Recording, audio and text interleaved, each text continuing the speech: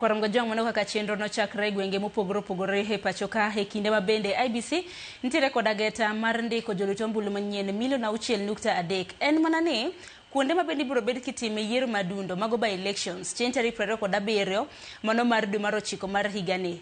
Chenro mago mag ndikruok mag joluto ombulu pok ochako e gwengego nyaka tim by elections. Tok by elections ibiro bed ka itimo ndikruok manyien mago gwenge 24 iwacho ni 24 electoral areas. Koro kuom rowere ma bende ntiere godo ma bende iwacho ni e kuku mano mar yiero e pacho ka hinya kaluwore koda weche mosebedo ka timore kinde thuolo mosekalo. Wasebedo ka neno ng'anyo mago mag Gen Z rowere pacho ka e kinde ma bende gisebedo ka gisundo piny owacho kaluwore koda telo marach e kinde gi makore keto kata na IBC ochako keto ndikruok mag joluto ombulu. Se pod ntiere ok giwuog oko mano mar ndikore. Adaro mar mondo mi awinj paro Rex achak mana kodi kotenre koda dwaro mar ndiko joluto ombulu manyien. Winjo kanyo chakre chieng' wuok tich mar jumani. Voter turnout osebedo matin miwuoro. En ang'o mok timore? Sharon, mokwongo erokamano ahinya kuom thor mar wach ma wan go odiechieng' ma kawuono. Nikech en gima long'o ahinya to kendo kachako en gima no yuda gi buok ahinya. Karango ka report wacho ni turnout ne very low.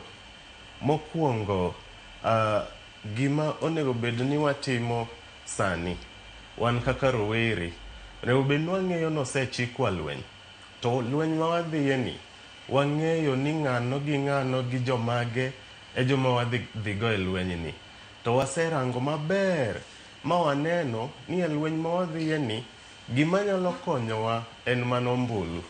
Ka waseng'eyo ni silaha ma wan go en mana ombulu to wang'eyo ni bende sani rawera dongo e sama piny olony ahinya ma wang'eyo maber process ma onego bed ni watimo mondo mi watim nadi mondo mi wa make changes ma wasebedo ka wawacho.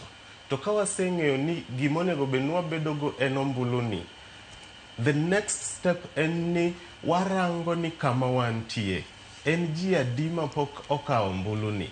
Nikech wanyalo wacho gik mang'eny ahinya kendo wanyalo wacho gik mabeyo ahinya ma wadwa timo. Wanyalo wacho kaka jotelo ma wan go ok ti, wanyalo wacho changes ma wadwa ni watim, to gima nyaka wang'e ni changes gi dak watim ka waonge influence yiero jotelo ma wang'eyo ni nyalo kelo changes ma wadwaro gi.